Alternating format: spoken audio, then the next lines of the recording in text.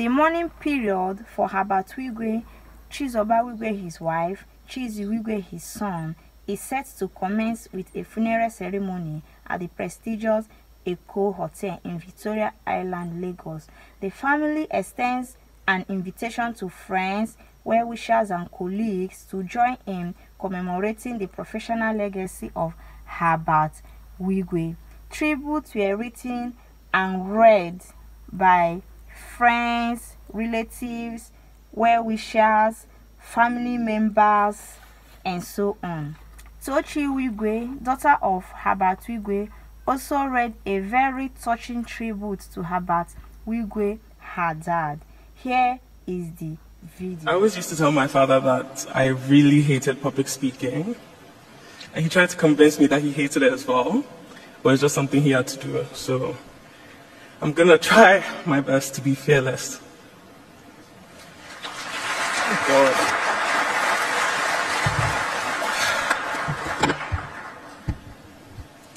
In this moment, for the first time, your words resonate deeply within me.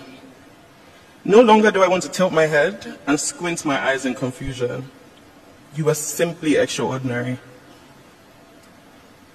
Amidst my tears, I reflect on the man that you were. Driven, determined, and always surpassing expectations. That was your ethos. You urged me to reach new heights I never even imagined. Whenever doubt clouded my mind, you would chuckle knowingly and say, "You really just don't know whose child you are. You'll soon find out." And once again, you were right. I've come to find out.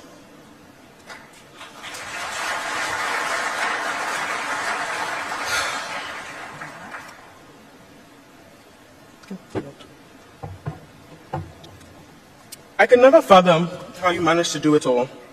It seemed inconceivable. Turning everything you touched to gold, while remaining an unwavering anchor for your family and friends. Distance meant absolutely nothing to you. Even when I studied overseas, you traveled continents on a whim just to see me for a couple of minutes before heading back to your responsibilities. Also those midday check-ins to make sure I was doing my work when I was ingrained. If not, I'd be disciplined seriously. These were a testament to your steadfast and ever-constant love. Whenever your name graces my lips, I make sure to emphasize that my father was a feminist, a champion of equality. Oh my God. He was a divine blessing in my life, instilling in me the confidence to defy convention, to never conform. According to him, my mother, Hannah, and I were the most beautiful. And my nickname was also Pretty. Who will prompt me to flash a peace sign in every photo? Who will engage in marathon debates with Pretty? Who will prompt me to flash a peace sign in every photo? Who will engage in marathon debates with my friends and myself on flights to Cape Town? Who will inquire, what are they saying about me online today? And who will ask me about my thoughts on Wigwe University? You were a paradox, a tower of strength with a heart as soft as silk. You could never raise your voice at me without calling me an hour later to apologize. Your influence extended far beyond our family circle. You effortlessly convinced my friends that their futures lay in Nigeria, urging them to elevate their aspirations. You've left me with enormous shoes to fill, but you've also gifted me with an unwavering support system.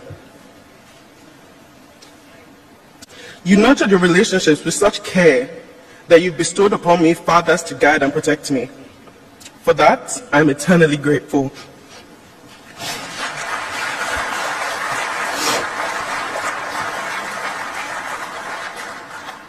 I love you deeply, and I ache for the day we'll be reunited, to resume our cherished gossip sessions, to continue our pep talks about life and everything in between. With all my love, Mama T, aka You're Pretty. He expresses gratitude for the support and condolences received during this challenging time, urging everyone to join in honoring the lives and legacies of Herbert Wigwe, his wife, and son. I pray that may their soul continue to rest in peace, and I also pray that God should give the children and Herbert Wigwe and wife left behind the grace to bear this loss, because this is very touching. Anytime I'm watching this memorial service, I always cry, especially when the children are reading their tributes. It's so touching.